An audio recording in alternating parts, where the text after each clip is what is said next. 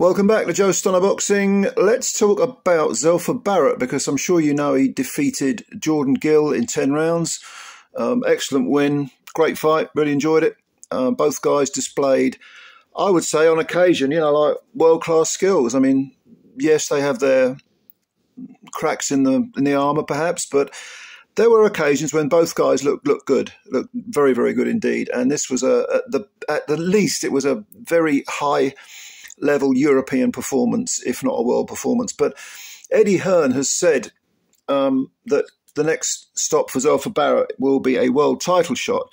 So let's have a look at the champions and see, who he could beat, or if he could beat any of them.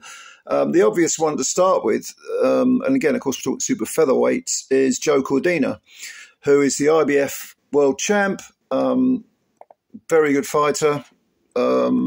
Two-time IBF champ, of course, because he got stripped after knocking out Kenichi Ogawa. He knocked him out in 2 rounds. He had a hand injury, had an operation, and the IBF, I think, very unfairly stripped him.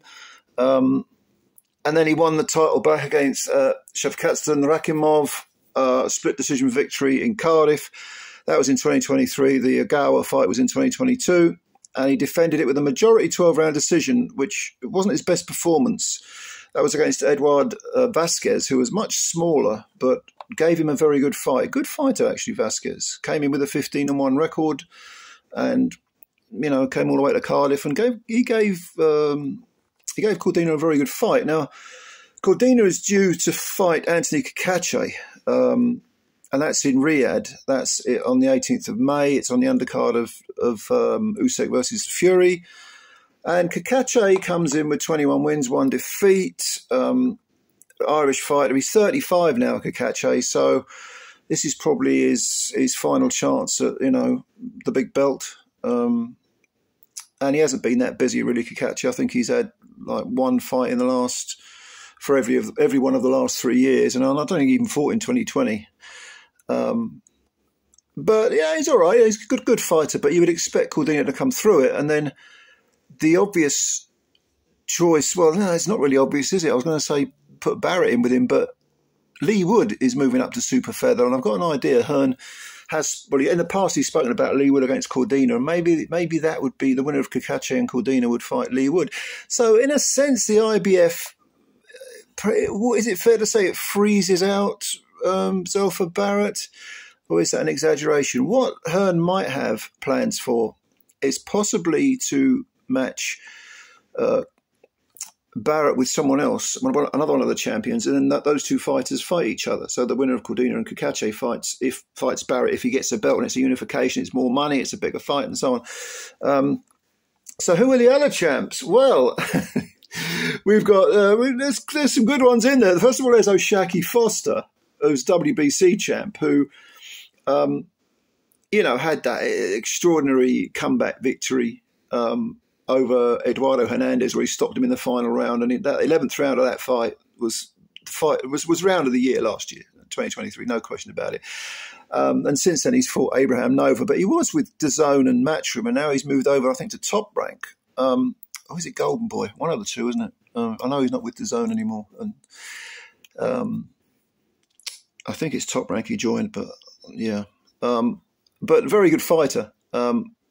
Has a win over Ray Vargas over 12 rounds. Vargas at the time was undefeated in 36 fights. And a very, very good champion. Now, would I pick Barrett to beat him? Probably not. It's possible he could outpoint him, but Foster is not only very, very tough, but he's very, very good as well. And yes, he can be hit, certainly, but he can also hit you hard and frequently. It might be a difficult fight to make now that he's left the zone. So I suppose there's that element to it. But yeah, okay. We won't rule that one out. Then we've got the WBO champ. Is WBO champ, who's Emmanuel Navarrete. All action fighter. I think, you've probably seen Navarrete, terrific to watch, is due to fight Denis Baranchyk, who is undefeated in 18. And that's I think that's on the undercard of Usyk versus Fury as well. So that's really shaping up. That card is looking fantastic. Beat Robinson. Oh no, he didn't. He drew with Robinson Conceição, didn't he? Yes, in his last fight. That was a majority draw. And that was back in last year, about November time, October, November. But he did get a good win over 12, unanimous decision against Oscar Valdez, who had a comeback win.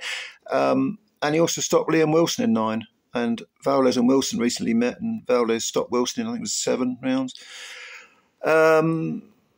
Just a very, very good fighter. He's been champ at super bantam, feather, and super feather, all WBO belts. So the WBO like him a lot. Could he get he's 29 from Mexico, so he's in his prime, and he's tough as hell. And he's got a very, very unconventional, seemingly open style, which is, he fights like I think like a little bit like the lightweight Roberto Duran, when Duran at 135 was in a sort of cavalier mood, and would very often he'd be pulling back from punches and parrying punches. And I mean, Duran had immense skills, but when he was on it, he was very sort of showy as well. People forget this about Duran, the lightweight Duran. It was almost like a career within a career. I mean, he was an incredible lightweight, Roberto Duran. And I'm not comparing Navarrete to him in terms of skills at all, don't get me wrong. But there is that sort of devil-may-care, very almost casual manner, relaxed, arrogant manner about him at times. He's 38 wins with only 1 defeat. And the defeat was very, very early on in his career to an undefeated guy whose name I can't remember. I think it was a 4-rounder. Can he be made? Can the fight be made? Would I fancy him against Barrett? Yes, I would. I think he would beat Barrett. Yeah. So he's the WBO champion. Now,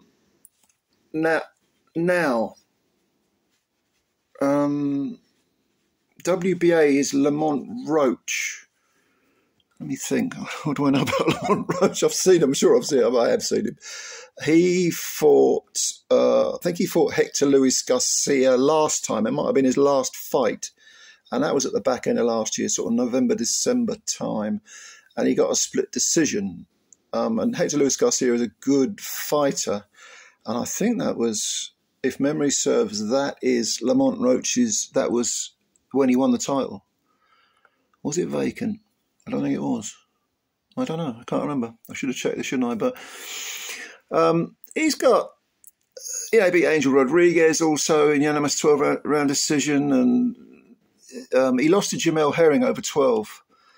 And Jamel, that was probably Jamel's last great fight, or last good, fight, good performance, because Jamel has come back and I think has lost a couple of decisions since then. But that was in 2019. And Jamel was, back in the day, 5 years ago, he was a good fighter. He's past his best now. But that was a WBO super featherweight title challenge, I think. Don't think that was a vacant belt. But he is currently, Lamont Roach is currently the WBA champ. This would be the guy I would go for if I was Hearn.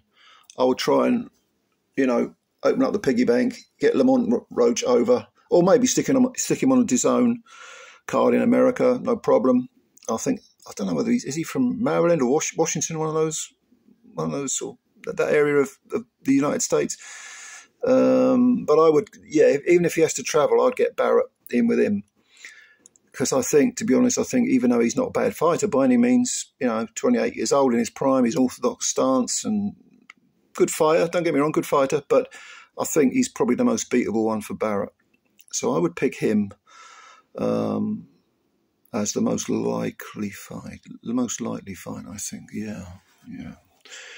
But yeah, those are the champions. Did I miss any out? I don't think I did. No. What do you think? Do you think Barrett is capable of winning a title? Because I know a few people, Tony Bellew, who I don't always agree with, but I think on occasion he sort of flits between talking absolute nonsense and a lot of sense. Tony Bellew. He was saying about Barrett, he said, well, I don't like his engine. His engine looks his gas tank looks a bit shallow. I didn't think that. I didn't think that. My criticism of Barrett was that he was moving an awful lot. He wouldn't say he was running, and he was very effective with the counters. But Jordan Gill, although I like Jordan Gill, I think he's a very good European level fighter. Against someone who's better than him with more natural talent, I think that style might not lend itself. I mean, certainly Navarrete. Jesus Christ, Navarrete would be over him like sauce over spaghetti. But I do think that his style, Barrett's style, might not lend itself to world level with as much success. And I'm not taking anything away from Zelfa Barrett. I thought he looked really good. But at that level, obviously we're talking about levels, aren't we? So I don't know. You let me know what you think. Tell me what you think. Comments below.